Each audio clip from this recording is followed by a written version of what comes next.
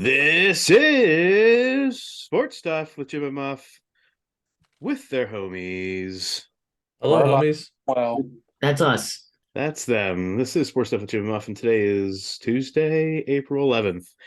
We are coming after a bit of a hiatus, Yeah, we went on a break. but we are glad to be back. We went on spring break, but unfortunately, none of us, Jim went to warmer climates for a bit. For a smidge. Didn't travel to Florida, but he went to a southern state. Yeah, North Carolina. Yeah.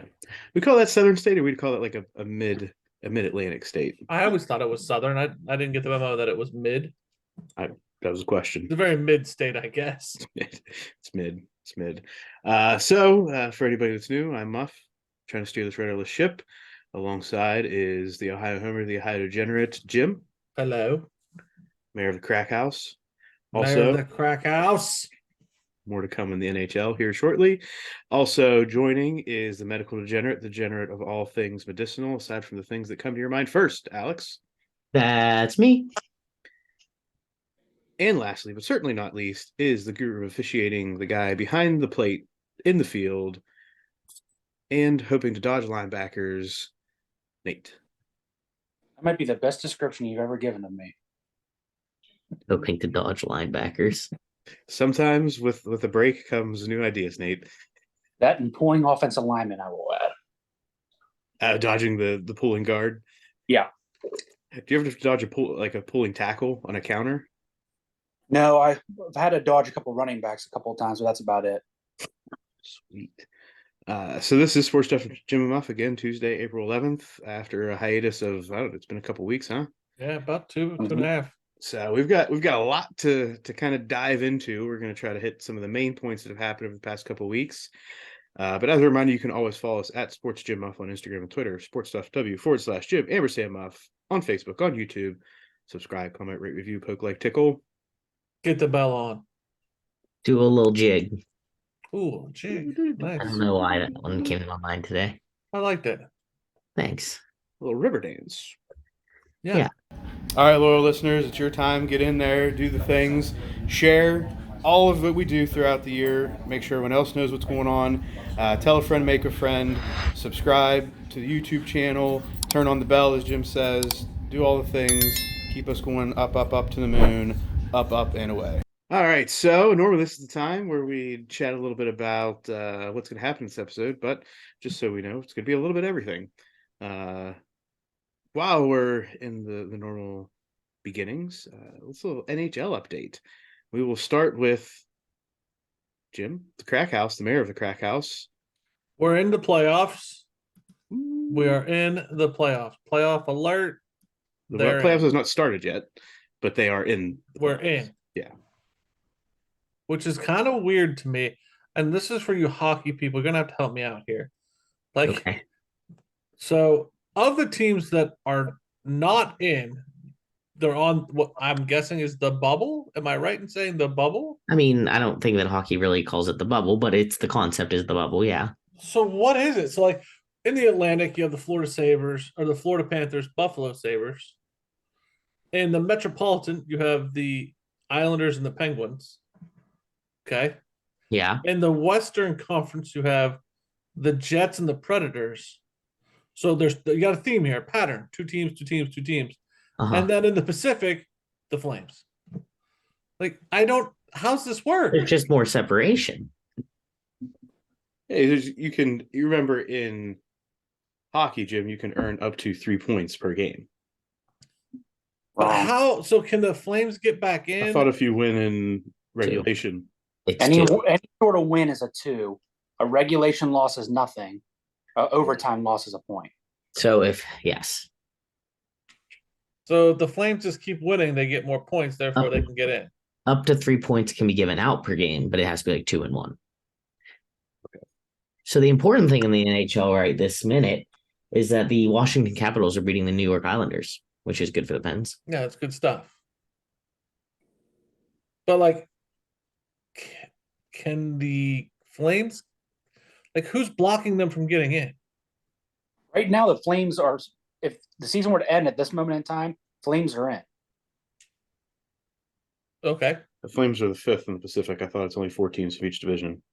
Yeah, no. If the That's season what I'm were to end confused right, about. if the season were to end right this second, the Flames would be out. Yeah, The the Flames reason- are already out. They cannot make Oh up. no, for sorry, I was looking at the wrong tab. The Flames cannot go anywhere. The Flames are out. Even if the Kraken are Jets in. lose and the Flames win. The Flames are 8 points behind fourth place in the Pacific. Yeah, but the wild card. So the Yeah. Flames have 90 points. So it's the top 3 teams in each division and 3 wildcard teams. Or sorry, 2 wildcard each teams. conference. Mhm. Yeah. So the Kraken clinch their spot in the The wild card. Kraken are the wild card. The Jets have 91 points. The Flames have 90 points. Right. So the The- Jets and the Flames are battling out for that The last wild card Jets spot. and the Predators. No. No, the Preds Jets- only have 88 points. Yeah, but Calgary's played one more game than Nashville and Winnipeg. Gotcha. Okay. So You're in right. hockey, there's 82 games. Yeah, they played The 80. Flames have played 80. The Jets and the Predators each have 3 games left, where the Flames only have 2. So if Calgary wins out, they're in. Depending on what Nashville does. Well, yeah, because they're ahead of Nashville by 2 points right now. Right. So all this rigmarole to say, the Flames are up against the Jets and the Predators for the wild card. Is that correct? Yeah, because the Kraken are already in. Thank you. Yes. So those 3 teams are fighting for the last spot. And so the Penguins aren't just fighting the Islanders; they're also fighting the Panthers and the Sabres. Correct. Not Sabres, really. the Sabres are I on mean- the outside looking in Yeah. because they're behind the Pens by 5 points with 3 games to go. Or 4 Gotcha. games to go. So the Pens would have to lose their last 2, and the Sabres would have to win all 3 for them to hop the. Gotcha. Sabres have 4. I think they got caught up in some Yeah, Sabres gotta- snow outs. Yeah. Oh, I The see. Sabres basically got to win out and get a lot of help. I was thinking 3 games. So I was thinking 6 points, but But the Islanders are the ones leading the pack in that conference. Yes. No, the Panthers are ahead of them by tiebreaker because the Panthers have 1 more win. This is why people can't keep up with hockey, folks. So they both have. hey, just pay 91 attention to the points. So they both have 91 points in the standings, Jim. But the Panthers have 42 wins. The Islanders have 41. You see what I mean? I tried to follow the points, Alex, and now I got to go back to the wins. You don't though. That is the same exact thing that would happen in any other sport. If 2 teams have the same record, what's the head-to-head? So because they have the same amount of points, you look at the wins. Okay, so Panthers more wins. Okay, if they have any different points, then you just go by the points. Points first, Jim. A team gets 2 points for a win in regulation or in I hear overtime. you. I understand. I just don't. Okay. All right. So, like, if the Panthers had 92 points and the Islanders had 91, it wouldn't matter what the wins and losses are. It's just the points. Fair enough, buddy. And then when does the actual playoff begin? Do we know that? Next week. Oh, yeah, Next sometime next week. Yeah, because the regular season ends this weekend, I think. Yeah, Thursday's the Penguins' last game. And we Is still it- don't know what channel we have to pay extra to watch it. Or is that a no? Extra to watch what? The playoff hockey. No. No, it's just on normal TV. Okay. But Yeah. what It made was you either- think you had to pay extra? I thought all hockey was on ESPN Plus. Like, No, it's either ESPN, NBC, ABC, Does or USA have some? they might because of NBC. Yeah. And then what's the other one? I don't think TNT or TBS carry them. Does FS1 do any playoff hockey? I don't think Fox has hockey. You're right. see what I mean? This stuff, guys. We gotta iron it out here, hockey. Once the playoff schedule comes out, Jim, they'll put it all out there. But You'll I think know. most of it in the past has been on NBC and NBC Sports. Okay. Except for the West Coast and the Kraken, you're gonna have to watch. I don't know. At like 10 o'clock. Yeah, on like Bally Sports Southwest. And they take on the Arizona Coyotes. Maybe. No, it's what it says. Then they're taking on the Coyotes. I think. You just seem pretty definitive about that. And then it says Monday's games, and Monday's games might not be. That might be the last of the games. I don't know. Yeah, the game against the Coyotes is a regular season game. Okay. Gotcha. Well, that's hockey talk. Too much hockey talk. To get In there. your opinion. Well, Yinzer, you missed out on the one big thing for hockey. Oh, Sidney Crosby's 1,500 points. Mm-hmm. Yeah. 15th player ever to accomplish that. Yep. It's all for naught if they can't get another cup in Crosby's tenure. All right, guys. Kings of the regular TV, you say? Okay. We're recording this on Monday, April 10th. The hockey lineup. Today is Tuesday, April 11th. Is it today? Yes. But we're recording on the 10th. Right? Like, am I Don't confuse him anymore. Jesus. Jim, Okay. what is a money line dog? Right. Stop. There we go. From the top. So there's only one game today that's on regular TV. One. Okay. You can't watch anything else. Unless you have ESPN Plus. Yeah.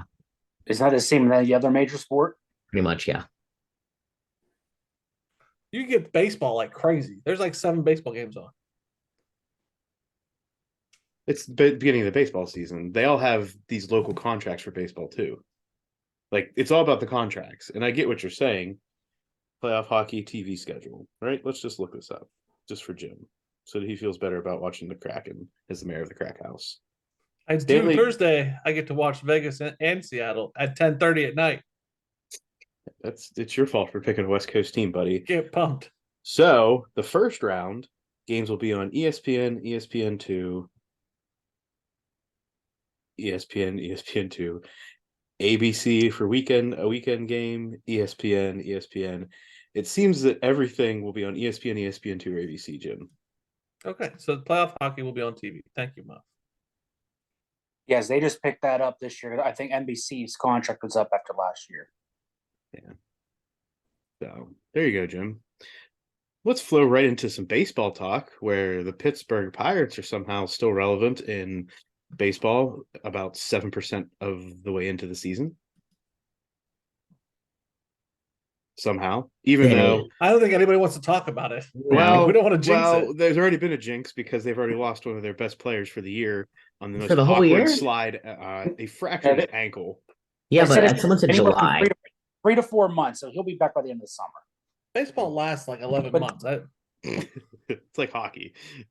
Yeah, it's ridiculous. So O'Neill Cruz awkwardly slid into home plate, and the whole situation sparked a bench-clearing brawl while he was writhing in pain at home plate with a fractured left ankle.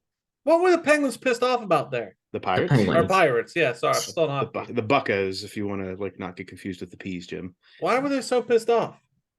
Well, go ahead, They Nate. thought that the catcher was talking shit to the guy, which, watching it live, if you're Cruz, slide.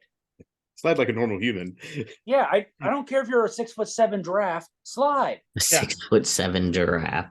Like, he awkwardly slides so late and he gets tangled up with the catcher. Catcher didn't like it, which I don't blame him. So he turns around to say something to him, but that catcher had no freaking clue that he was hurt. None. So Santana comes up and was getting in his grill saying, like, he's hurt and you want to talk shit to him. It's like he had no idea what was going on. Okay. When he got up, he looked. I didn't even think he said anything. And to be fair, he cleared the bat away from the plate before he came in on him. The catcher did. That's normal. Mm-hmm. So it wasn't like he was trying to be a dick. No, he didn't block. He didn't block the plate. He didn't like maliciously tag him out. Yeah. And then when he got up after getting shell shocked, he got up and looked and realized, oh wait, this is he's crab walking back. Something's not right. And it was. I don't think he'd talk shit, in my opinion. He definitely had a face. He definitely had a boo-boo face. Yeah, It's a boo-boo someone face. said like he got up and like spun his helmet. I think his helmet got like knocked back. That's my opinion. I don't know. I think it was so much to do about nothing. And Cruz, maybe you'll learn how to slide next time. Yeah. It was like I was watching. It was like there was obviously the catcher had about half of home plate blocked, and he had towards the dugout side was open, and Cruz just like looked like I don't know what to do. Yes. And, like awkwardly ran up and then did like a 6-year-old slide when you're not sure how far you have to be away from the bag to slide into the bag yet. That's what it looked like to me, except for he slid Yeah, into his pretty much. foot. Very awkward. Very awkward. But the Pirates are still with the winning record, playing right now, April 10th. Alex, score update. They were losing 7-2 in the bottom of the 6th not To the for the cheating Buccos. bastards. Yes. to the cheating bastards. To the cheating bastards. One do we out. have, We have a runner on first. do we have any other Now, I base? heard her say something the other day. I don't remember what game it was. It had to be one of the White Sox game, maybe after the home opener. They said it was the first time the Pirates had been 3 games over 500 since 2019.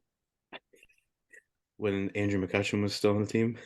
No, but still, think about that. Since 2019, 4 years, and you're finally 3 games over 500. Holy shit! You got to take the little victories in life, and that's a little victory for the old Buccos. But we'll see. We haven't got a chance to talk about this. That the opening or the games have been about 25 to 30 minutes quicker on average right now. Yeah. Which is good for the fans in my mind. It's good for baseball overall. Did I send you? I'm sorry. I know we have no script tonight, but it hit me.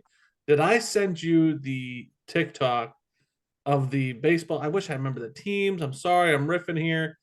Of the guy coming from the bullpen, full dead sprint to relieve. Jared Hughes. And he's just gassed. Former Yeah, Pirate. Yeah, this was a few years ago. That wasn't. See, that's a problem with TikToks. Yeah, we in know. baseball. You send a lot of things that are. I didn't know that was from before, but I knew that I didn't look recent. But That was hilarious. This guy running out to the mound gets gassed. He can't even breathe. Gets homered on, and then basically gets pulled because these two gassed and still can't breathe. Yeah, Jared Hughes was always the guy that like his tongue was too big for his mouth. Yeah. So like he'd be up there at the plate, and like his tongue would be like all over the place, sticking out of his mouth. Look like a possessed guy out on the mound. Is it like normal to sprint from the bullpen? No, like a light jog maybe. Gotcha. I saw this too. That's the problem is they all think they can do it because like a couple guys can, but you got to be in really good shape to do that. Like, was it Joel Hanrahan who would run out? Which baseball players are not? What? You said good shape. Baseball players. I mean, there are some that are better shape than others, and he counted as one that was not in very great shape. Sure. not necessarily a lot of distance running that happens in their life, Jim. Hey man, I'm not one to talk. All I'm saying is, woof, that guy was gassed. But baseball is more stolen bases, which is fun for the game. Yeah, it's definitely more entertaining to watch. The only thing that sucks about it is like the whole disengagement thing. So all right, he's got 2 disengagements. He's going to steal now. So I think I remember correctly. You can throw over on the third one, but I think you have to pick him off, and if you don't, then they get the base. Yeah, if you don't get him out. So you can throw over on the third one, but I mean, what's the likelihood of you picking somebody off unless they're like that? They're running on any motion, right? And then you just happen to get them. So it's really only left-handers are going to get that opportunity to throw over after they start their motion.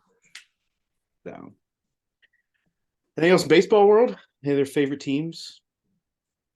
I don't know if we really have. Nate, do you have any other favorite teams? You're a Buccos guy. Buccos guy, but I wish the Angels would ever come to Pittsburgh. I'd like to see Trout and Ohtani play live. Yeah, that'd be cool. Jim, do you have a team?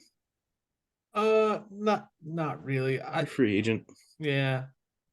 I like the Reds occasionally. Like, I'll go to a Reds game.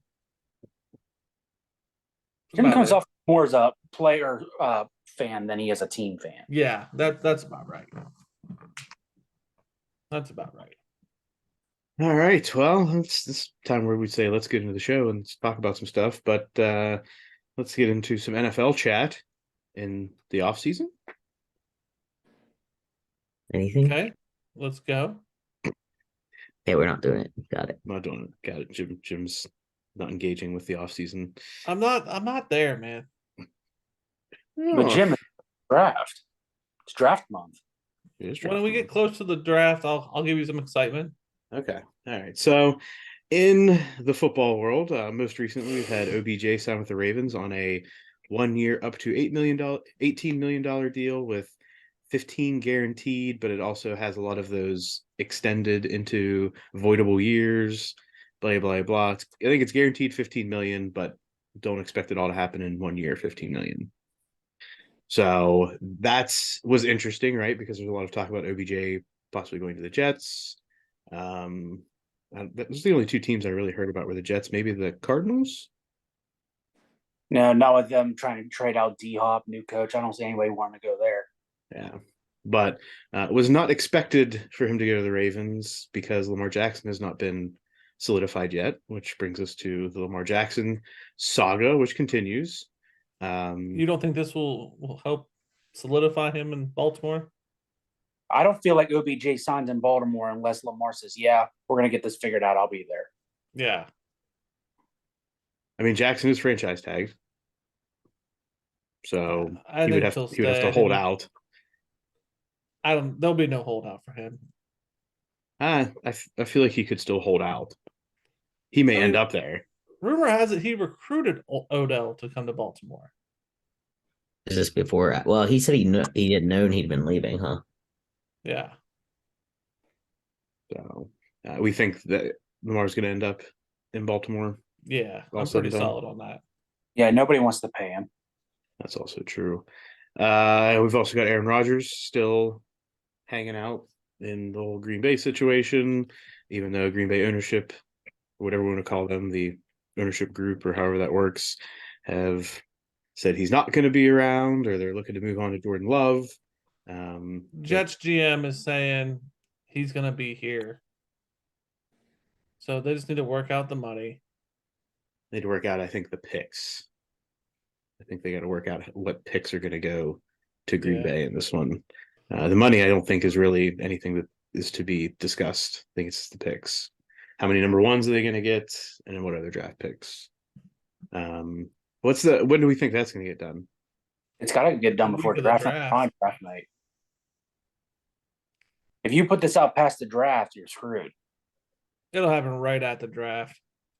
Draft day? Is this draft day drama? Yeah, Pat McAfee will be the one to break it. I don't know. It'll be some fanfare. What else do we have going on in the NFL? What's the deal with Tyreek Hill? I saw something. Yeah, he said once his contract's up with the Dolphins, he's done. Yeah, he said he only wanted to play 10 years. That was like always the goal. And then he wants to move on to do other things in his life and get like on the business side of stuff and games and stuff.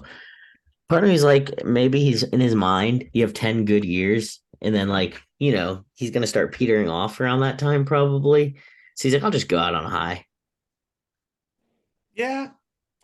I think that'd be a smart move on his part. Like he never has that down. Like. Right. More power to him. But then you can't say later in his career, he really should have just retired X amount of years ago. Yeah. Kind of drop off. Yeah. Then there was something I saw that one of the Bucks players tweeted out and made me think and wanted to bring it up to the group. And I don't know enough about every team to know, but he said, give me, I think he said 1 DB, 1 receiver, maybe like a running back and another DB or something, and we would win an NFL 4x100 relay race.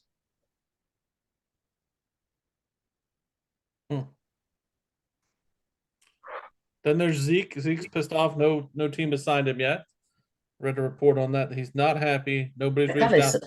That does kind of surprise me. I mean, I think like the Cowboys are right in wanting to build up Tony Pollard, but you'd think there'd be enough teams out there that are struggling enough they need a Zeke. Yeah, but I have a feeling Zeke's going to want the guaranteed money, and he's going to want years, not just like a 1 year prove it kind of deal. But I hate to say it to Zeke, but I think he's on the downhill in his career. Oh yeah, I think you're not alone in that thought. No, but I don't think Zeke thinks that. No, yeah, absolutely. Well, you got to think that you're worth it, or else nobody's going to really sign you if you don't at least put out the vibes that you think you're worth it. I'm shocked he hasn't landed in LA for the Chargers. Well, I think that was one spot that they were saying that he might land. I saw something like Chargers have some interest in him, and so does was it the Bengals have some interest in him?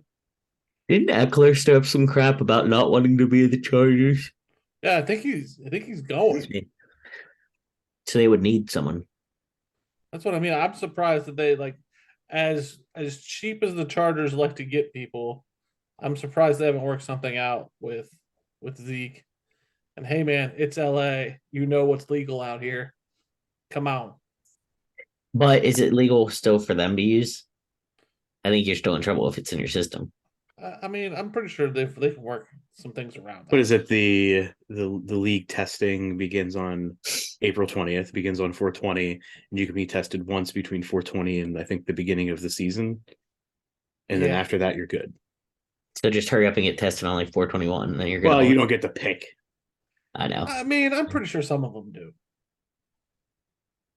Like Tom Brady probably gets to pick and choose when he was. I mean, isn't it the NBA now that they don't test for marijuana anymore? Yeah. Yep. The NFL is one of the last leagues, I think. I don't even know if the NHL tests for anything. They encourage it. They hand it out at the door. Here's some steroids. Quick look into the NHL. We have the Toronto Maple Leafs beating the Florida Panthers 1-0 at the end of the second period, and the Washington Capitals winning 3-0 still over New York Islanders with 2 minutes left in the second period. So you're saying there's a chance. So I'm saying both of those would be excellent final outcomes. So real quick, just because, we didn't talk about this in the NHL, the Boston Bruins have the most wins in a season ever in the NHL history. Good for them. Now, keep in mind, this is also a result of the shootout wins, which is been about the past 18 years since the last lockout in the NHL. It was mid 2000s, I think. So, it's an 18-year record, because prior to that, I don't think there was teams that, I think after that there were other wins records, but Boston Bruins have that, and I don't think that's ever translated well into the playoffs, though, having like the best usually records. They're talking 63. They were talking about it the other night. I think it was I watched their game against whoever they were playing, and they said the last team that tied that record at 61 wins was Tampa Bay, probably like 3-4 years ago, maybe. I remember, and they got smoked. Yeah, and Columbus swept them in the first round. Yeah, that was the last time Columbus was good. The Penguins sneak in and knock out the Bruins. All right. They're what are we on? We still on hockey still? No, we do. No, I just did a quick jump over. Sorry, my fault. I do an off rate on the Bruins since we didn't chat about it. It is, pretty significant that they set a record. Just found an article that said Georgia spent the most in recruiting. Do you guys want to know how much they spent? $2.5 million. Billion. No, million or billion? Be realistic. I meant to. Okay, 230 million. That's a lot. Okay. I know. I'm going to go feel like it was going to be ridiculous. 18 what? million. 23 million. Nate? Give me 25 mil. 4.5 million. Reported. Seems low. You hyped that up a little bit. Reported. Yeah. The next highest school, anybody want to guess who it is? Ohio State. USC. Bama. I was going to say either Ohio State or Bama. Clemson. They're the only other school to spend over $3 million on recruiting. Now, when you say spending all this money on recruiting, is that like taking them to dinner? Like, what all does that entail? Or do we know? I mean, they're obviously not going to dive into that. Because half of it's probably not allowed. This is the brief synopsis. Recruiting expenses cover transportation, lodging, meals, additional personnel for officials, unofficial visits, phone charges, postage for pursuing recruits. I thought you meant like phone charges, like plugging in your school phone. Vehicles, planes, compensation for coaches, recruiting, and for recruiting support staff. So, getting They them got- there and giving them a place to stay. That's what they're Yeah. and the people that make that happen. So you got to Not- figure they got some extra dudes on the recruiting staff. Very interesting. They're not on staff though, Jim. Yeah. Because then you have to report it as this guy that we bring in and we pay, $10,000 for this one weekend to do all the cool stuff. We can't tell anybody about this guy. That's true.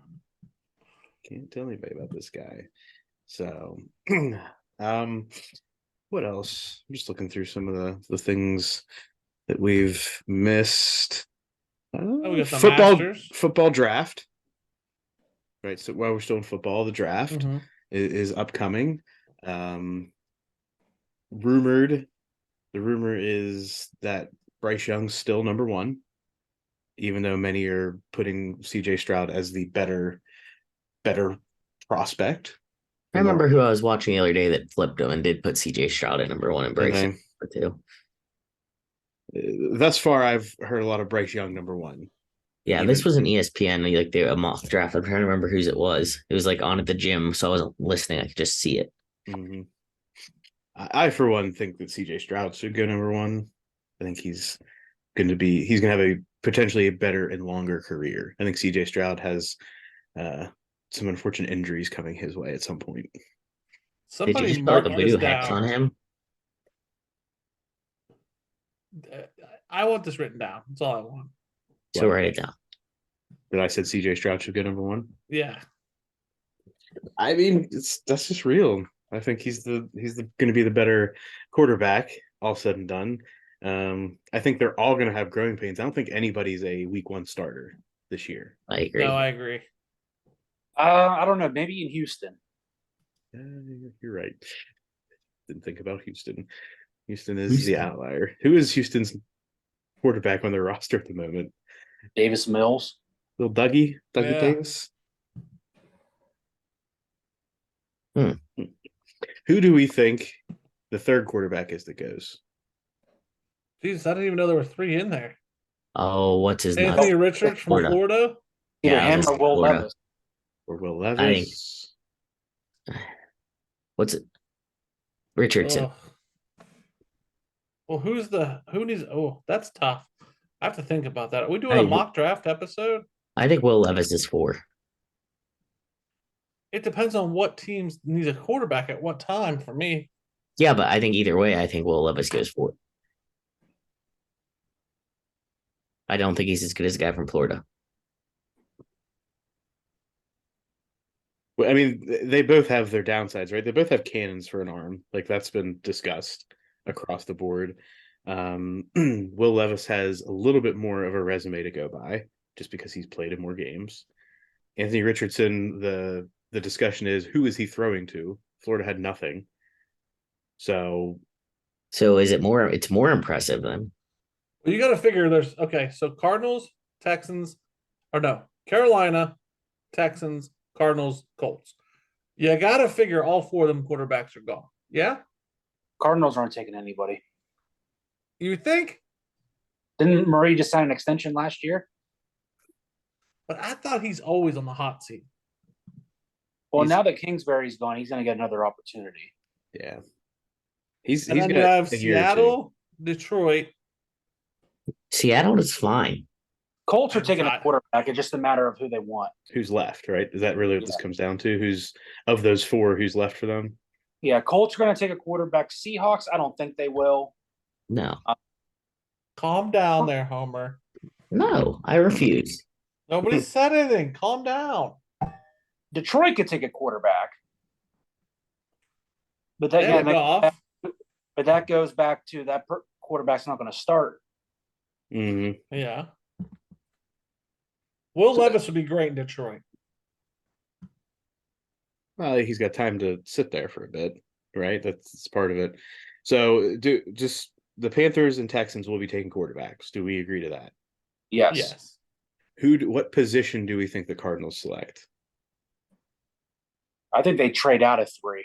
Okay, that's been a lot of discussion. Is who's going to try to move ahead of the Colts to make sure that they get the quarterback that they want, right? That's the discussion, and who needs a quarterback. more than the others. I don't know. I saw recently Green they said Bay. no, Green Jordan Bay's gonna stick on Love. I saw they said somewhere the Titans might trade up because they're not really sold on Malik Willis. Yeah, I've heard that. I just didn't know. I haven't heard enough of it to feel comfortable with going that far. Yeah, I mean, there's really not a lot of teams that I think are going to care to move up Yeah, because they not to might not. spend the money in draft stock. Right. And then if you're gonna trade up no matter where from to 3, you're gonna have to give up a lot to really get a guy that you really, really like. Right, and if you assume that Stroud and Young are off the board and you don't feel confident in either of the next two between Richardson and Levis, then why trade all that away just to get somebody that you don't think is the next franchise quarterback? It's a gamble. I mean, they're all gambles, but as far as more than others, Do you think the Raiders move? they Where are the could. Raiders at? 7? I don't see him moving up. I mean, what do they really need to move up to get? They just signed Garoppolo.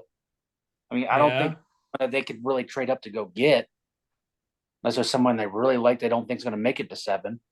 Right, and they theoretically, if they want to take a quarterback, the fourth quarterback could still be there for them at 7. I think it all just sits. Somebody's moving up to 3. I agree with Nate. But who and why? Somebody's going to want somebody. I mean, the Cardinals are going to dangle a carrot of maybe unless there's some sort of offensive lineman that people really like. Well, if you're looking at the way some of the rank can come out, you've got the only other guy that I heard people talk highly about was that Will Anderson from Alabama. Right, you got Will Anderson, Jalen Carter, the top 2 non QB prospects. I don't think Carter's going to go top 4 or 5. In the CBS mock draft, the Cardinals and the Colts switch spots.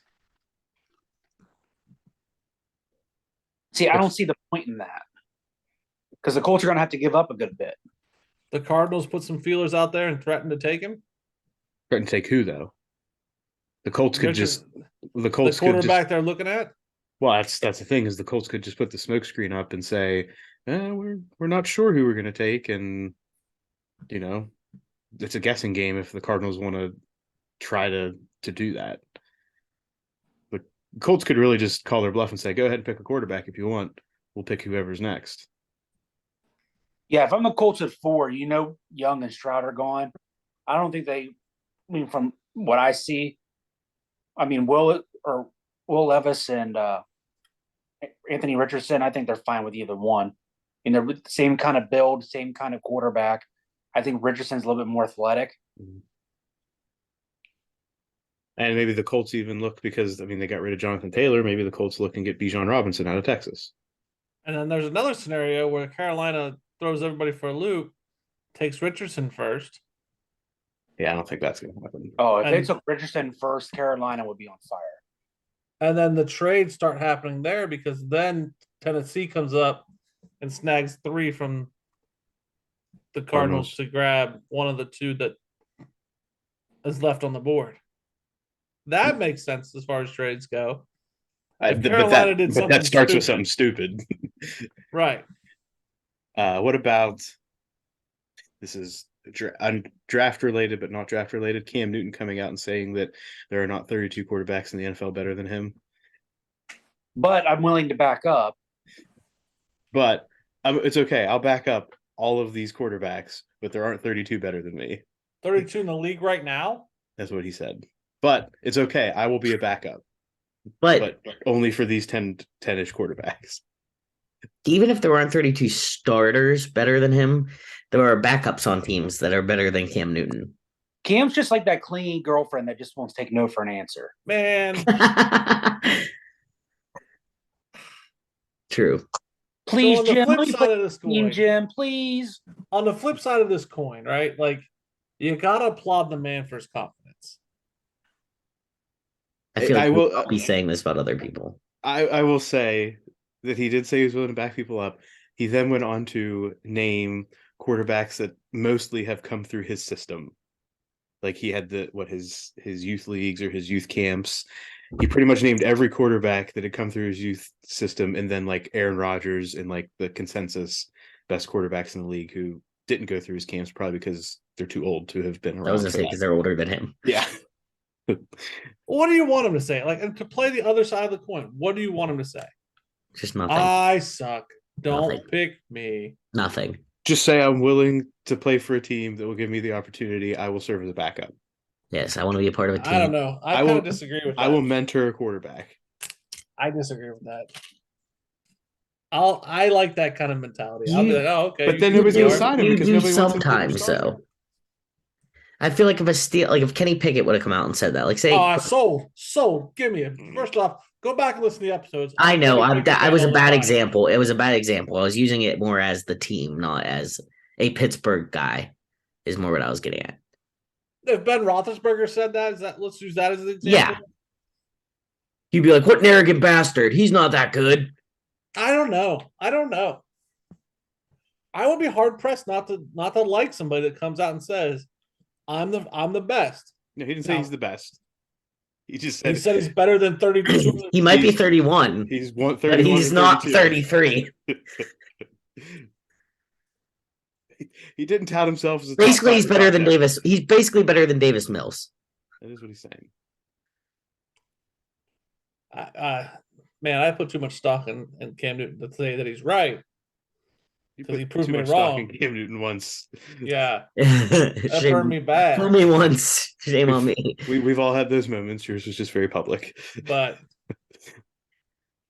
more power to him. Good on him. Yours was just very public. Good on him.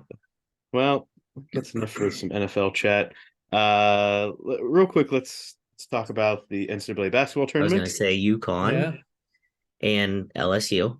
Do we have a winner in our tournament? We got to get them our prizes, Muff. So I won the women's tournament. Good job, Muff. Good. And there weren't a whole lot of entrants. And Jim, were you the dad batch? I was the dad batch. Then you were the winner in the men's tournament. Was I really? Yes, because nobody. I don't think anybody. Maybe you did, and that's why you won. He did. There you go, Jim. Wrecker. Sports stuff with Jim and Muff wins both sides. Number 2 is HC.Rad. Yeah, which as long as if UConn didn't win, then he would have won, or that person would have won. I don't know who it is. Hell yeah. So an SSJM sweep. So we won prizes to ourselves. Good job, us. I got the 2 last. I will openly admit I got the 2 last places in the men's. On the men's side. Yep. 45 and 46. That was me. I think when you've lost that poorly, you just should own it, Yeah. While we're talking about the UConn win, U.S. Senator Richard Blumenthal fractured his leg at the parade for UConn. Partying too hard. His upper femur. Oh my gosh. That's a lot of force. Did he fall off a float? Like femurs don't just break. You gotta try. He was bumped from behind by a man walking with a camera. Their legs appeared to get tangled briefly, and both men fell into the street. The senator landed on his back, bracing his fall with both arms at a short distance from the parade end. Did he break his femur or did he break his hip? It says femur. What's the exact descriptor? Upper femur. I don't think Jim's making up that description. No, I mean, like, so technically when you break your hip, it's like the head of your femur that goes into your hip socket. Then probably your hip then, but it says upper femur. But that makes more sense. That's easier. Like, I'm thinking like the shaft of your femur takes a lot of force. That's like had my leg up on the dashboard. Listen, medical degenerate, I didn't write the article. I'm just giving some education. It's my job. My role on this show is to give education. Where education. He's 77 years old. Odds are it's his hip. To a hip. To the hip pointer. What a shitty end of the tournament, by the way. Why? I don't know. I enjoyed it. I mean, not the game. You're right. The championship game sucked. But like the Final Four game was good. the women's game, right? We had Yeah. Yeah. I think it was the highest rated women's Final Four ever. We I gotta know. get into Barbie. Like we're gonna have that discussion Just Bayou Barbie, Angel Reese from LSU. and what she So, did versus. well, let's start. I mean, the first lady was involved in this bullshit. Go ahead, Jim. I want you to explain this. I don't really know. That's why I was like, I know. I that don't she's really a know. player. He calls it bullshit without Okay. even knowing. So let's just back up. So in the Final Four game, the first the semifinal games, LSU knocks out South Carolina. Yes. And Iowa knocked out Virginia Tech. Mm-hmm. At the end of the Iowa-Virginia Tech game, Caitlin Clark, the star of the tournament, I don't think there's anybody that's debating is the individual star of the tournament. Okay, sure. The individual star of the tournament Absolutely. did the Based on her performance. what else would be based on, Jim? Well, there's also the social media darling. No, she scored like 40 points a game. Yes, right. The athletic star. Right, which is what we rate in basketball. I think with that, I don't necessarily agree with you, but go ahead. She also has a social media darling to her as well, if you did any other recon. Who do you think is the star of the tournament, Jim? I think the Bayou Barbie has her own stardom. Yes, she for like a figurehead maybe, but the athletic prowess star of the game. Alex, I'm quantifying the two here, Alex. Anyway, back to the semifinal game where Caitlin Clark did the John Cena "You Can't See Me." Yeah. Not rewind, but move forward to the championship game, where number one, having watched this game, probably one of the, I would say, most poorly officiated games I've seen in a while. Yeah, it was bad. It seemed like the stage was a bit too much for the referees in this game. Now, Nate, you're not a basketball official, so I don't want to get into your thoughts on this, but it seemed to be about them, which I didn't watch a single second of that game, so I can't relate. Right, but in sports generally, you're supposed to not be. You shouldn't know the officials are even there, right? Right. Aside from doing what they're supposed to, like making the obvious calls and doing what they have to do. It seemed that they were interjecting themselves into a lot of situations, which then got all of the prominent stars into foul trouble in the championship game, LSU versus Iowa, including Caitlin Clark, Iowa's second leading scorer. Angel Reese got into foul trouble. I think there was one other player of LSU who also got into foul trouble, which made for a lot of sitting of the players that you wanted to see in the game. LSU pulls away really in the first half, and Iowa makes some comebacks, but never really gets all the way there. Caitlin Clark was held in check overall in this game, as far as, yes, she had her runs, but when you shoot from 10 or 15 away from the 3-point line, you're going to have your runs at some point. Try to keep in the game. LSU comes out on top. Now getting to what Jim, I think, was alluding to at the end of the game, where Angel Reese, aka the Bayou Barbie, multiple NIL deals, even more now, did the point to the ring finger, number one, and then as she was, which she had done previously, right? They actually drew the ring on her finger after their Final Four win. Right. And then afterwards, going past, the camera angles are weird, right? I'm not sure exactly how the distance was, but going past Caitlin Clark on some camera angle, did the "You Can't See Me" in kind of a mocking fashion. So this had all sorts of people abuzz about poor sportsmanship, blah, blah, blah. I do not fall in that category. I think it was interesting. It was something that, okay, I beat you, now I'm going to do this to you, is what it is. Beat me and we can figure it out. Yeah. Thoughts on that? Alex, I think I know where Alex may stand on this. I just have a question. Yes. Did Caitlin Clark, when she did her "You Can't See Me," directly single out someone and get in their face and do it, or was it just a general like excitement? I'm asking. I'm allowed to ask questions, Jim. I want to know. There's a difference to me. I do not think Caitlin Clark was doing it in anybody's face, aside from doing it to show or to put a spotlight on. Like if you're excited and with your team, like, yeah, like I don't know. I don't know. That's what I'm asking. Or was it directed at someone like bad sportsmanship in their face? Because to me, there's a difference. If you're with your team making a team gesture, there's a difference between being ignorant and going at one person in particular.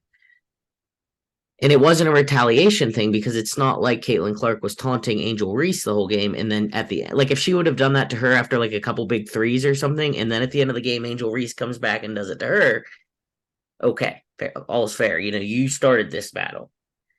But she didn't come at Angel Reese like that. I'm not saying right or wrong. I'm not saying I agree, disagree, because I really don't know where I stand on the issue.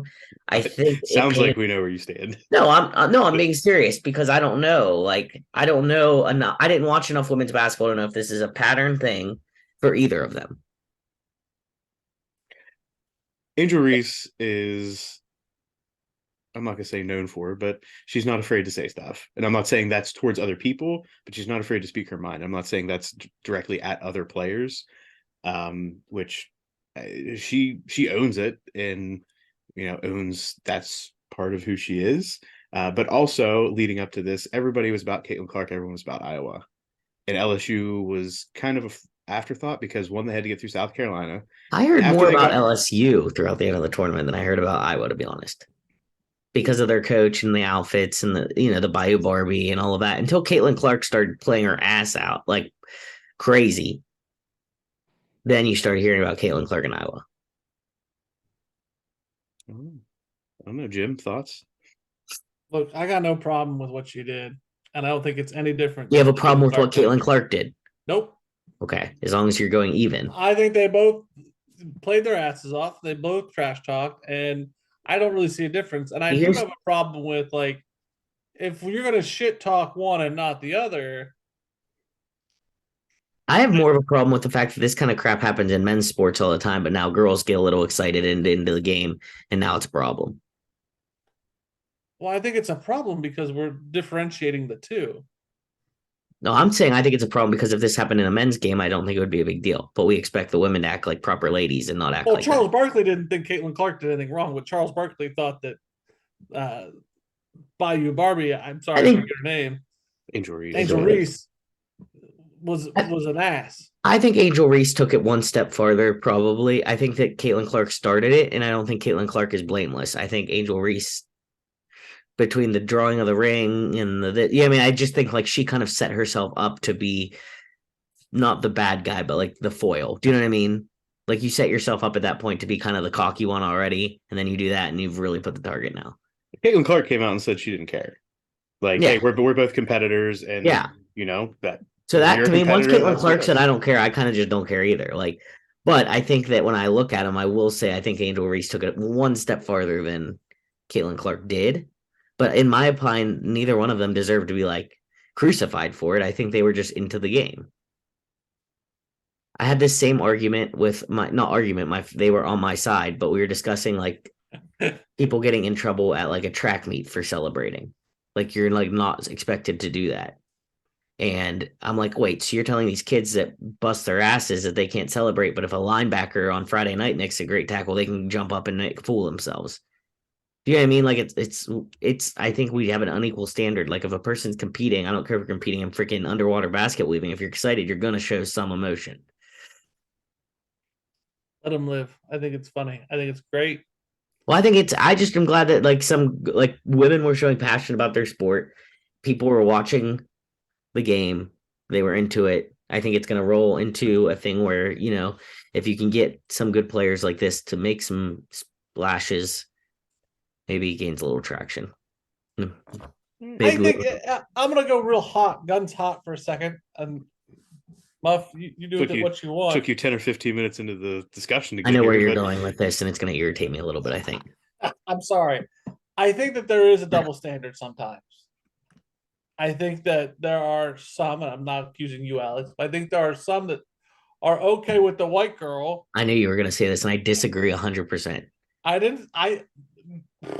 You can disagree. That's your opinion. I believe there are some in America who think the white girl can show out, and it's look at her being a competitor. And there's the black girl who shows out, and it's, ooh, she's acting arrogant and cocky. See, I just disagree because I know for a fact that like there have been in the men's division, because that's what I've watched more. There have been plenty of arrogant white boys that drive me absolutely insane. But I'm And not. We're comparing apples to oranges here. not really, because just because you're like it's a race thing is what you're bringing up. Right, but we're white men and white women. No, I I don't think that we as disagree. a If culture if it's have. about race, it's about race. I don't think this is I anything to do with disagree. The no, same thing that you said about the girls being girls. yeah, Everybody should shut up. girls in And the general, girls should boys in be general. that girls should be prim and proper. I think that girls being prim and proper are okay. That's how we see. That's how America wants them to be. They don't want them Yes. to be tough. But then as we start to make the progress, we're okay with the white girl showing out, like, oh, she's stepping out and being a competitor. We're okay with that competitive edge now. But if the black girl starts showing the competitive edge, well, you need to go back to being prim and proper. I just disagree. I think I disagree. Let me rephrase that. I understand where Jim's coming from. I think the term that you're using, Jim, is maybe not the right competitive edge. I think it's a cockiness, or I don't know if competitive edge is the word, because competitive edge is something totally different. That's to me a physical thing. We're okay with men being cocky, but and the race thing is starting to disappear. I think. I'm okay with. I'm not. I'm saying I agree with the gender difference. I think as a society we're more okay with men being cocky in sports, and we think it's cool and Correct. funny when a woman does it. I think in general, I don't think there's a race element. Unless you say all white athletes and all black athletes. I don't believe that there's a white male, white female, male, black female conversation. I'm not saying I'm not saying I disagree with you saying that we hold them to different standards, but I think there's I don't degrees believe of in separating stomaching. gender and race. I think there's degrees of stomaching for certain people.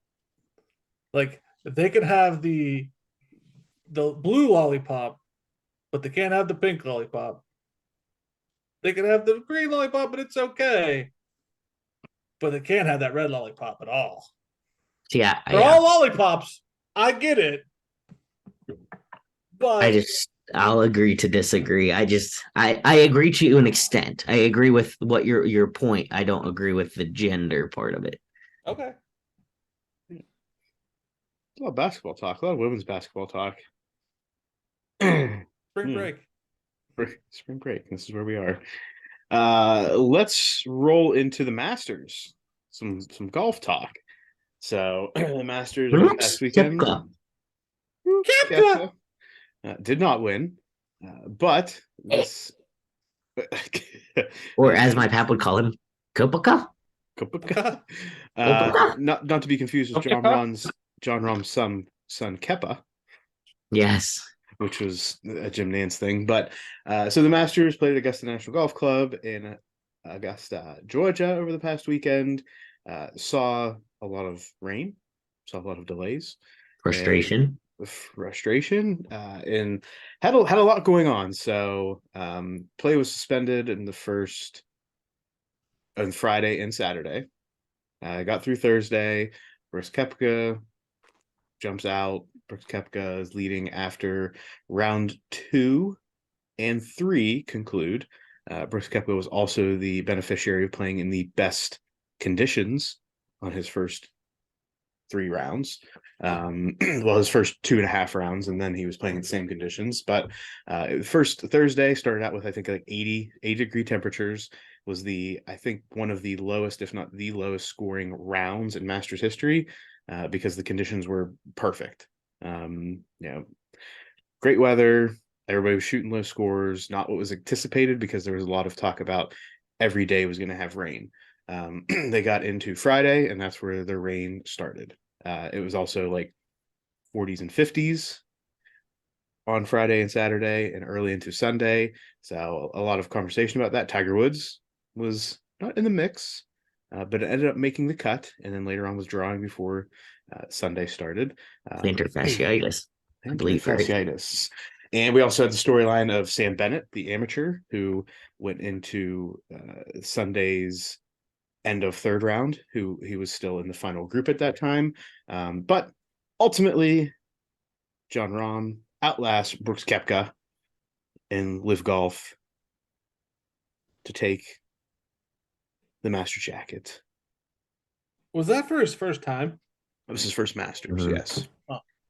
I always like that. I get excited about people's first Masters, and I think John Rahm's been right on kind of that edge for a while. It was nice to see him like. Yeah. I I don't mean, know. he's Well, one. hasn't been John Rahm, who's had like a bunch of runner-up finishes. Mhm. Not runner up, but like close at least. Yeah, like he's in contention, but like Yeah. could never like finish it off. And Well, no, he was the former number one before Scotty Scheffler went on his run last year. John Rahm was the number one player in the world. Yeah. Where did He Scotty Scheffler finish?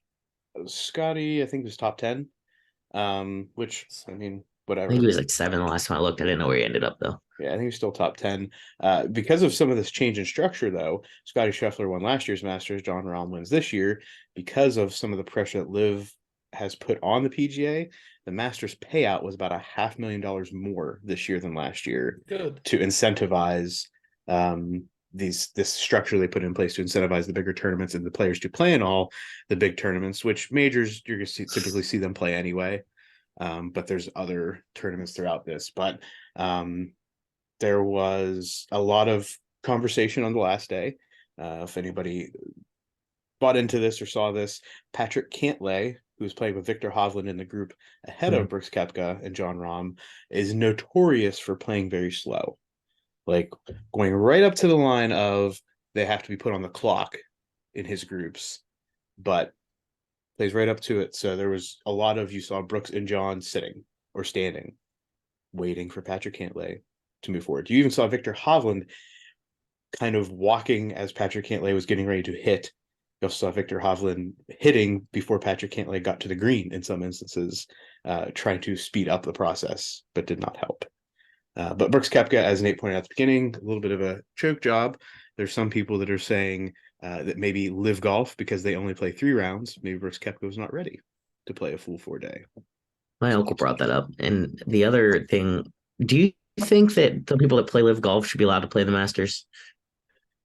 So this is any PGA sponsored event. The Live golfers are not permitted to participate. The Masters is its own. The Masters, the Augusta National Golf Club sponsors it. It's not a PGA. It's on the PGA Tour schedule, but it's not a PGA sponsored event. Gotcha. Just like the British Open, the Open Championship is sponsored by, I forget what the RBIC, whatever it is. Yeah. The PGA Championship is sponsored by the PGA Professionals, and the US Open, I forget the sponsorship there. So they can all play. So they can play in any of those 4. I think the majors are all open. Okay. For them Do you to be agree able. with that, The US Open is an open championship, so you have to qualify. So theoretically, any golfer could qualify to play. Muff, you could do it. I quite literally, I think I would have to go through all the qualifying, but yes. Muff Not for likely. Open. New campaign. Yeah. We get Muff to the Open. I'm about it. I'm not going to make it, More guys. stuff with Jim and Muff Open at Ogleby. I'm about it.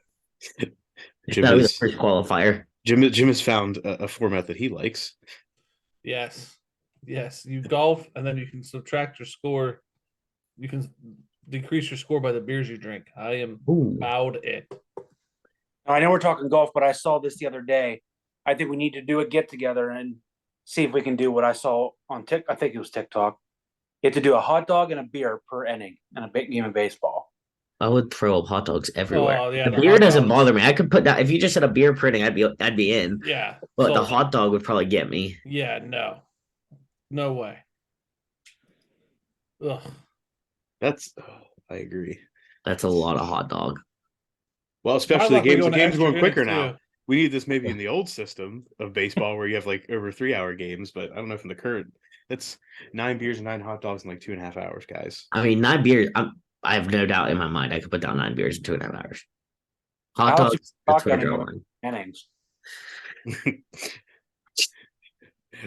I think I hear a It's high scoring challenge. game. There's a challenge somewhere. Well, this could be the end of all of us. Golf chat. Anything else in the golf chat? No. No. I just golf. I don't know that I could go to a golf tournament like that. I don't know how to behave. And I thought about that regularly. Like I would want to be like, oh yeah, nice hit. Like that's how I act watching it. And I'm like, I can't do that. How do you See, just I sit I silent? learned quite a few things, like all the different things that they have going on with the Masters, like the chairs, for example. Like you can pay to rent out one of their green chairs or whatever, or bring your own, but it has to be green and it can't have any arms on the chair. And that's what I mean. Like all those rules, I would break at least four of them just walking in the front door and wouldn't even mean to. Somebody would tell you, Alex. Don't worry. I would need a booklet. Like, I don't know what's the thing. Like, why no arms on the chairs? I don't have that More answer room, for you, maybe? Nate. I do not have that answer for you. Yeah, I got nothing And for I you. thought, like, you're not allowed to, I guess, to like follow like any certain golfer or So you necessarily have to like stay where you're at. Oh, here's what we didn't talk about: the trees falling down. Oh yeah. Yeah, that was scary shit. Yeah, two very large trees fell and almost hit a couple people, which would have been, maybe the end of the Masters as we know it this year. Yeah, I think I saw one of them. Like the tree fell like on each side of the guy. It would be a master to never forget. Multiple delays and deaths. Death, also part of the Masters discussion. Now, But that whenever those happened. were going down, did anybody yell for? I did not hear. I did not hear that. I just heard like anticipation. Like I think people saw it coming. Like it was a big tree, Like so I you think could they hear heard it. you could like hear the crack, like the snaps. Yeah, and then you saw like some scurrying, and then you saw the trees come down. That's wild. Yeah, you had Freddie Couples, the oldest player to make the cut, 62. Wasn't Phil Mickelson like the best scorer for anyone over 50 of all time or something like that? Yeah, he was Yeah, also. he scored like 65. I think it was just one round of the score. It's 55 or something. Yeah, yeah. It was His final round score, he got to 8 under. He was the leader in the clubhouse in second place, the highest live golfer aside from Brooks Koepka. yeah, I just know it had to do with like he was like the oldest. I don't remember the exact numbers, but Um, I think that's golf talk. so about that. How about some basketball chat? About to go into the play-in games. I've not paid enough attention. Yeah, Of me note, either. Of note is that the Mavericks with Luka and Kyrie have not Yes. made it. There is a lot of discussion that they were tanking. Someone said that is well, and then I read today again while I'm at the gym, like you can't hear the TVs because I have my headphones in, but I can like see it. And it said something about Luca's future uncertain in Dallas. And I was like, he's happy there. what? I'm happy here, so there's nothing to worry about. Is what he said to some reporters. Yeah, Yeah, because I don't see them getting rid of him. So a lot of the talk about the tanking was as long as the Mavericks finished in the top 10 in the Western Conference, they were guaranteed their draft pick for this year. If not, if they finished outside the top 10, then they had to give up this draft pick to I forget which team. So the thought was if they don't finish in the top 8, but they finish in the top 10, then they're not a competitor. They're not a true competitor this year for the crown, but they can still keep their draft pick. There's a lot of talks of like, oh, we're just making sure we're 9th or 10th. And they brought in Kyrie, and the discussion is that they're going to be all in on to get Kyrie this offseason. They're hoping that they get a good pick in the draft and that they will compete next year with Kyrie, Luka, and to fit some puzzles around them. How about the Lakers clinched? They're in the playing game, right? Yeah, playing game. I'm a Laker fan. How the hell does that happen? Well, Hey, you gotta get LeBron's LeBron on TV. yeah, LeBron. I mean, the playing game is there because of LeBron. That was a way for them to get LeBron in. Zion Williamson got shut down, Yeah, he's done so. even though the Pelicans are, I think, in the play-in game. He's not. They say he's nowhere near shape.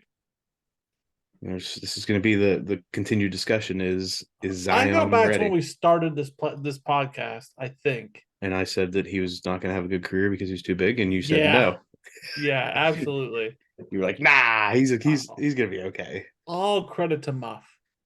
I was just not the only person that He's had just, an like, opinion. injured, To be but- fair, well, they keep saying it's because he's a big in every way possible. Like he's not like fat big. he's just a large man. He is. He's just big. And people are saying, no, you just need to trim a little bit. It's not like you have to like Tone up a little. lose like 60 pounds. You need to like maybe lose like 20 or 30 and lose some of your muscle, which LeBron did this year, right? LeBron has slimmed down, and that was part of like the wear and tear on his body of being so heavy, bulky heavy as far as muscle. But LeBron's done it. But yeah, so the NBA playoffs will be upon us, and I'm sure we'll talk a whole lot about them as they go on. This league. How about NASCAR? They raced at Bristol on dirt, and the NASCAR drivers hated it. Now, I know NASCAR, Jim. They all turn left. I get it. The history of NASCAR is like dirt racing, right? And all these guys are like, no, bring me back to the concrete. And they're like, at one point they said, well, what track do you want it to be dirt? Since you want Bristol back to be concrete 2 times a year. They're like, none, no more dirt. They should do that Busch Light Dome Coliseum thing on dirt. Right. Like some of those wild. I just think that like I say all this to say like the days of Outlaw, Dale Earnhardt, Days of Thunder are dead. They're gone. You got guys who sit in their house on their video game chairs racing simulations. We got young kids in NASCAR now. It's over. It's over. It's over. So right, isn't part of the history of NASCAR is outrunning the cops and running booze? Yeah. Isn't that like where it all got started? Yeah, with the lights out, running through some crazy back roads. Dirt racing. Running through the dirt roads.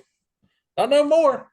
So is part of this, do you think, teams and ownership groups not wanting to have to figure out how to make cars work week over week and going from concrete to dirt? Yeah, and tearing up their stuff. Yeah, absolutely. Because that does take a lot. So you got a dirt car and a street car. Yeah, it's a whole setup, everything. Like ATV 4-wheelers. That'd be cool. I'd watch that shit. Yeah. I don't think these drivers are the ones that we would see in that one. This would be a whole different sport. I guess I wasn't thinking like 4-wheelers. I'm thinking more like a Jeep. Oh yeah, that'd be cool. Yeah, I mean, like that shit would be cool. Like to have like these big like all-terrain vehicles that they have to like soup up. I also want to have a sidebar since we're on wild, crazy ideas. What did you say, Monday? They ought to go racing dune buggies. Yeah. I saw on the TikTok. Just so everyone knows, all Jim's great conversations start with TikTok. Yeah. Lingerie cage fighting. Do you have my attention? What version of TikTok are you on, Jared? Listen, man. Jim's algorithms going to some deep dark things here. Jordan, if you made it this far in the episode, I think you just perked up a little bit. I want to know, like, I know how this idea came about, right? But there are sanctioning bodies. Jim, how did this come about? Muff, I'm pretty sure we the four of us can come together and come up with this idea. It ain't hard. I mean, they do this for football too, right? Right. But like, what sanctioning body says, you know what?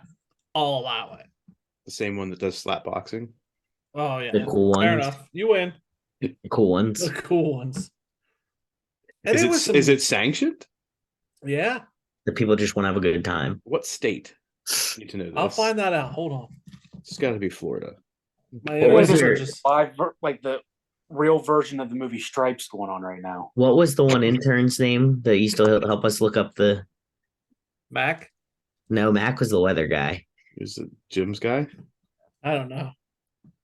Lingerie boxing, a Day of Destruction 11. They've had Day of Destruction 11. What are they destroying? Braziers? Each other. Yeah. Morals. It's on YouTube. So is chess boxing. Quite literally, if you have not seen this, there's a thing called chess boxing. What? You get to like punch them if you take one of your pieces. You have to just like take a punch. It's like it's a timed, right? They're running the timer on the chessboard, and then after so many moves, they box for like 2 minutes, and then they have to go back to the chess game. It's trying to like Dizzy Bat or something, like some game where you try to make it a little harder to land. But if you knock the person out boxing, then you win. So it's like you have to be cerebral enough to play chess Yes, well, but but also also tough smart enough to enough, beat the crap out tough of enough to someone. not get knocked out at the same time. It's an interesting concept. Loyal listener Kate brought it to my attention. That's funny. I had a good chuckle. You still looking at Day of Destruction 10? He got Yeah. distracted. I feel like he's looking Vegas. at It's in instead of- Vegas. We've all know about Las Vegas and how sanctioning how they have such a large sanctioning body. Mm-hmm. They said this is okay. They allowed this. Well, Will it they bring also in do money? slap boxing. Can we bet on it? Let's do it. You know they could. It would be Oh, yeah. a coin flip. Well, now we know what's happening when we go on that trip, boys. And plan it around Day of Destruction 30. Yeah. I'm in. Yep. Jesus. If you've made it to this far in this episode, good for you. This has been all We over the promised map. better episodes. Well, I thought that was good. we promised an episode. There's just a lot of discussion here. Nate, real quick, the no hitter that was like a 7-5 game. Mm-hmm. Let's talk about this for a second. Jim, did you at least see the team names in this? Because I know you hate baseball, but I think you would appreciate this team's name that lost the game. I did not. The team that ended up throwing their no-hitter and losing, the Rocket City Trash Pandas. Yes, I did see that. Love You it. sent it, right? Yeah, I believe I was the one that sent it. So, team was up. I don't even know if it was 5-0 at that point. And I'm like, how in the world does a team score 7 runs and have no hits and win? So I saw where someone obviously shared that and posted. It's like, oh, well, there was like an error, walk, another error, hit by pitch, wild pitch, hit by pitch, walk, you name it. It's like, holy mackerel. Like, that's got to be a record for the amount of runs scored, plus being no hit and win the game. That's wild. Yeah, it was pretty intense when I saw the progression of how this happened. Just all those walks, hit by pitches, errors. Well, and I guess I saw a replay too. The guy that came into pitch was a big college guy last year for Tennessee. He throws like 102 or something. And he came in and he was a pitch away. He got called for a pitch he threw. Like, it was borderline high and outside. It could have been strike or it could have been a ball, and the guy balled it. And the next pitch is a routine fly ball to center field, and the center fielder dropped, and I think 2 runs scored off of that. Yeah. And that hit the fan. Yeah. But that's just nuts that you can have a no-hitter. Oh. Especially in like professional baseball. Yeah. This isn't like high school or little league. Mm-hmm. It's crazy. Crazy. Any other things in sports, gents? Things that have gone on. Anything Ohio State wise, Jim? They picked up another #1 recruit. They picked up a top quarterback recruit. Don't worry, they'll transfer. Oh, for sure. The natives are getting restless here in Columbus, man. It's not good. Because A lot of pressure on this season. Just because of how last season ended? Yeah, that loss it's a lingering. It's bad, man. I'm telling you. What will solve it this year? National championship? Oh, Duh. There's only one thing that solves it. It's beat Michigan, huh? That's it. Trifecta. If they beat the team up north beats Ohio State again. Ryan Day's done. We looking for a new coach? Yeah. EUN. What Yeah. if they lose and still win the national championship? Don't matter. He might still be done. Don't matter. These people are crazy. This town will riot. This is Well, isn't there spring games coming around the corner, or some Spring teams already games have? this weekend. what are we looking for in the spring game? Just nobody to get hurt? Yeah, pretty much. You're looking for who the quarterback's going to be, and do they have a good connection with those receivers. What receivers are left? I don't think it matters. The room is deep. You still got Marvin Harrison Jr.'s back, right? Yep. And then that other guy, I can't think of his name, but he was a contributor last year. And they got a bunch of new guys too. So, but yeah, I can't think of the other guy's name, and it's like it starts with an E. Is his last name, I think. Oh, if you said the name, I know who you're talking about. Yeah, me too. I just can't think right now. I'm trying to block it all out right now because it's too early to think about it. Yeah.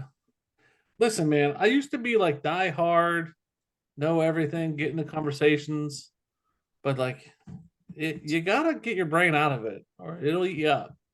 Well, you're also right in it too. I have an unsports related thing to bring up before we close.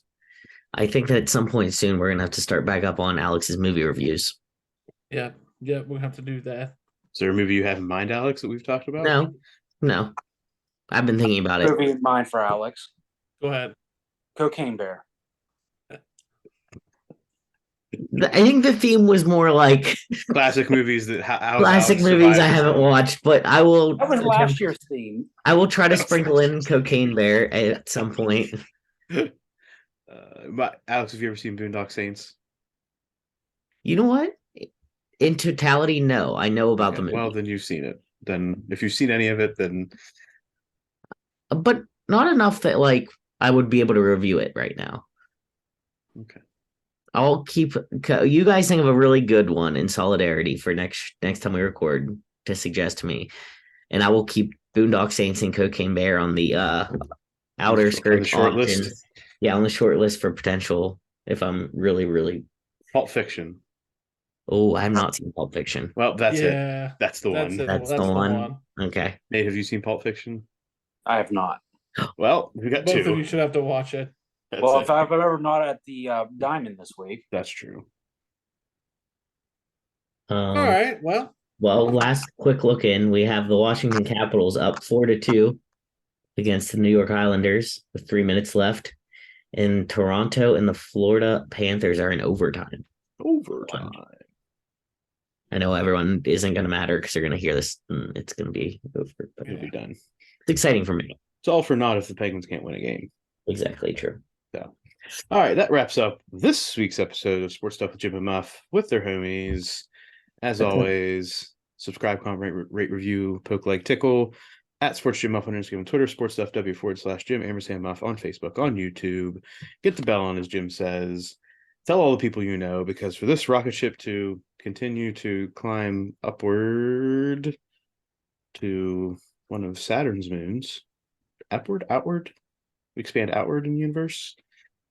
Yeah. Make sure that you tell a friend, make a friend, be a friend.